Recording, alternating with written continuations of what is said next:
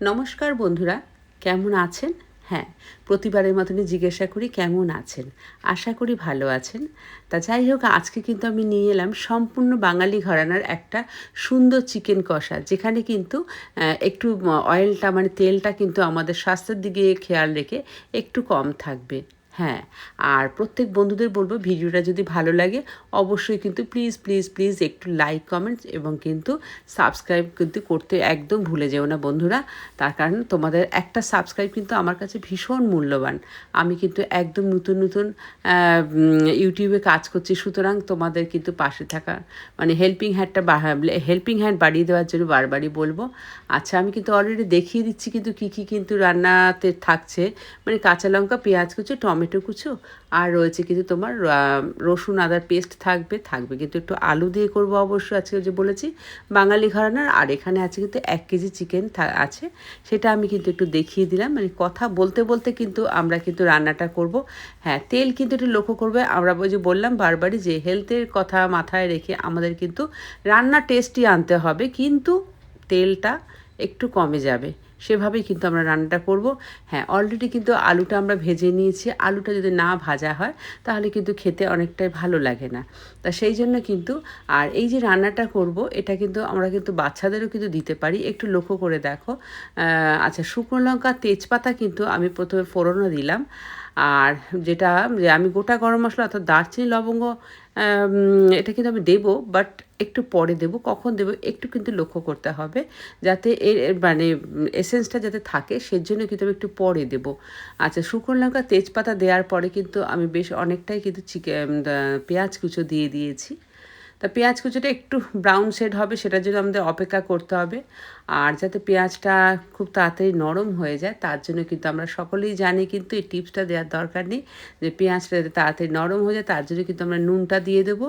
আর কিন্তু কাঁচা লঙ্কাটাও দিয়ে দেবো সঙ্গে, যাতে কাঁচা লঙ্কার ফ্লেভারটা কিন্তু যাতে পেঁয়াজের মধ্যে ঢুকে যায়। কাঁচা লঙ্কা পরে দেবো না, এই পেঁয়াজটা ভাজার সঙ্গে সঙ্গে কিন্তু আমরা কাঁচা লঙ্কাটা দিয়ে দেবো। দিয়ে কিন্তু ভালো করে কিন্তু নাড়বো। রান্নাটা দেখবে, চেষ্টা করেছি আমি একটু শর্টে নিয়ে আসার, তবে রান্নাটা কিন্তু পার্টে পার্টে করেছি। হ্যাঁ, এই দেখো, যখন একটু ভাজা ভাজা হয়ে গেল তারপরেই কিন্তু আমি যে 3টে যে গরম মশলা বলেছিলাম সেটা কিন্তু আমি দিয়ে দিয়েছি, মানে দারচিনি, লবঙ্গ, এলাচ। এতে কিন্তু ওই যে বললাম এর এসেন্সটা কিন্তু থাকে ভালো করে। আর এর সঙ্গে কিন্তু চিনিও দিয়ে দিলাম। হ্যাঁ, খুব বেশি দেবো না, তাহলে কিন্তু পেঁয়াজটা আবার নরম হবে না বা গলবে না। তা এরপরে কিন্তু নাড়াতে নাড়াতে দেখো প্রত্যেকটা পার্টে পার্টে কিন্তু আমি মশলাগুলি দিচ্ছি, একটু লক্ষ্য করবে। এরপরে কিন্তু আমি আদা রসুনগুলি পুরোটাই দিয়ে দিলাম, যে পরিমাণটা নিয়েছিলাম তা সেটা দিয়ে দিলাম। তা আর দিলাম কিন্তু হলুদ গুঁড়ো। এরপর কিন্তু আবারও নাড়াচাড়া করব। বারবারই হয়তো ভাবি যে এতবার করে নাড়ানো, হ্যাঁ, পার্টে পার্টে একটা রান্না যদি টেস্টি আনতে হয়, আমি কিন্তু অলরেডি লঙ্কার গুঁড়োটা একটু দিয়ে দিচ্ছি। তা অল্পই দিয়েছি কিন্তু লঙ্কার গুঁড়ো। তা তা রান্না যদি যে কোনো রান্না যদি টেস্ট আনতে হয় তাহলে কিন্তু মাঝে মধ্যে কিন্তু মানে সব মশলা একসঙ্গে দিয়ে দিলাম, নাড়িয়ে দিলাম, সেটা কিন্তু হবে না, একটু লক্ষ্য রাখতে হবে। এরপরে কিন্তু আমি রেড মির্চ মানে কাশ্মীরি রেড মির্চ দিচ্ছি, কেননা রান্নার কালারের জন্য। যেহেতু আমি শুকনো লঙ্কাটা কিন্তু বেশি বেশি খুব বেশি দেইনি। আর দিয়ে দিলাম কিন্তু ছোটো চামচের 1 চামচ কিন্তু তোমার জিরে ধনের গুঁড়ো, ভাজা জিরে ধনের গুঁড়ো দিয়ে দিলাম। আর কাশ্মীরি রেড মির্চ তো থাকবে, তা না হলে হবে না, কারণ যে কোনো কিছুর কিন্তু কালারটা তো আগেবারে দেখুন সইটা আমাদের কিন্তু আগে হবে, তারপরে কিন্তু আমরা ভেতরের মানে কেমন টেস্ট হয়েছে তারপরে দেখবো আর কি। আচ্ছা, এরপরে কিন্তু এগুলো নাড়তে নাড়তে আমি সব নাড়ানোটা পুরোটা দেখাচ্ছি না, তাহলে কিন্তু ভিডিওটা অনেকটা লম্বা হয়ে যাবে। তারপরে কিন্তু আমি টমেটোটা দিয়ে দিয়েছি, দেখতে পাচ্ছ টমেটো যখন গলে গলে আসবে, একদমই নরম হয়ে যাবে, তারপরে আমি কিন্তু আমার যে চিকেনটা ছিল, হ্যাঁ, আজ কিন্তু চিকেনটা কোনো ম্যারিনেট কিন্তু কিচ্ছু করিনি, নো দই, নো নুন, কিচ্ছু না কিন্তু, সম্পূর্ণ কিন্তু আমি মানে এমনি ফ্রেশ করে ধুয়ে কিন্তু ফ্রেশ জলে ধুয়ে রেখে দিয়েছিলাম। সেই চিকেনটাই কিন্তু আমি আস্তে আস্তে দিয়ে দিচ্ছি কিন্তু। চিকেনগুলি দেওয়ার পরে কিন্তু ভালোভাবে কিন্তু মানে আমরা পুরোটাই কিন্তু মশলার সঙ্গে চিকেনের কিন্তু একটা মেলবন্ধন যেটাকে বলে, ভালো করে কিন্তু মিশিয়ে নেব বেশ অনেকক্ষণ কিন্তু কষিয়ে কষিয়ে। তারপরে কিন্তু আমরা মাঝে মধ্যে ঢাকা দিয়ে দেবো। দেখো চিকেনের জল কিন্তু অলরেডি বেরোতে শুরু করেছে। আমি কিন্তু আজকে কোনো দইও দিইনি, কোনো কাসুরি মেথি দিইনি, কিচ্ছু কিন্তু না। আমি বলেছি সম্পূর্ণ কিন্তু বাঙালিয়ানা, যে রান্নাটা কিন্তু আমরা বাইরে যখন বেড়াতে যাই এই রকম কিন্তু এত সুন্দর একটা অ্যারোমা বেরোচ্ছে, এটা কিন্তু আমরা কিন্তু কিন্তু বাইরের কোনো রেস্টুরেন্টে কিন্তু আমরা পাই না। বাইরে বলতে যখন একটু মানে আমাদের ওয়েস্ট বেঙ্গলের বাইরে যাই সেক্ষেত্রে বলেছি কিন্তু। আচ্ছা, নাড়াতে নাড়াতে যখন চিকেনের অলরেডি চিকেনটা বেশ একটু সেদ্ধ হয়ে গেছে তখন কিন্তু আমি কিন্তু ভাজা আলুটা দিয়ে দিলাম, দেখতে পাচ্ছ। ভাজা আলুটা দেওয়ার পরে কিন্তু আবারও কিন্তু আমরা ঢাকা দিয়ে দিয়ে কিন্তু পাটে পাটে করে বলেছি, ঢাকা দিয়ে দিয়ে কিন্তু আমাদের চিকেনটা এবং আলুটা কিন্তু একটু সেদ্ধ করতে হবে। আর এই ধৈর্যটুকুনি কিন্তু রান্নাতে রাখতেই হবে, তা না হলে কিন্তু রান্নাটা টেস্ট আনবো কী করে।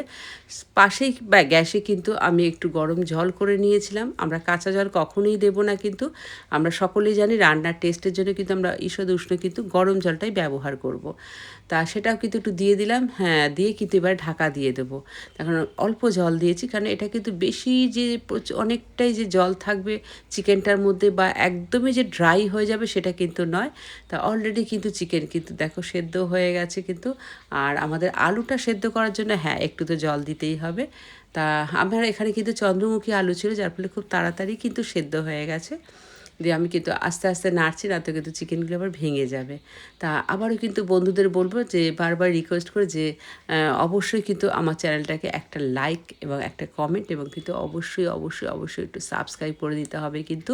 হ্যাঁ, আমি কিন্তু শেষে কিন্তু একদমই একটু গরম মশলা দিয়ে দিলাম, বেশ অনেকটাই কিন্তু একটু দারচিনি, লবঙ্গ, এলাচের গুঁড়ো কিন্তু দিয়ে দিলাম। এটা কিন্তু হাতে তৈরি করাই কিন্তু সম্পূর্ণ হাতে তৈরি করা কিন্তু তোমার গরম মশলার গুঁড়ো, এটাই আমি সাধারণত ব্যবহার করি। আর শাহিটা থাকে সেটাও হাতে করি আমি। তা যাই হোক, আজকে নর্মাল গরম মশলা দিলাম। তা দেখো তো কালারটা কেমন এসেছে, ভালো ভালো লাগছে কি দেখতে? আর ওই যে আবারও বলবো একটু প্লিজ সাবস্ক্রাইব করে কিন্তু পাশে থেকে প্রত্যেক বন্ধুদের, বিশেষ করে নতুন নতুন বন্ধুদের বলবো। আর অবশ্যই লিখবে কিন্তু কেমন লাগলো আমার রান্নাটা। তা আমাদের কিন্তু অলরেডি শেষ হয়ে মানে আমরা কিন্তু ওভেনটা কিন্তু বন্ধ করে দিয়েছি।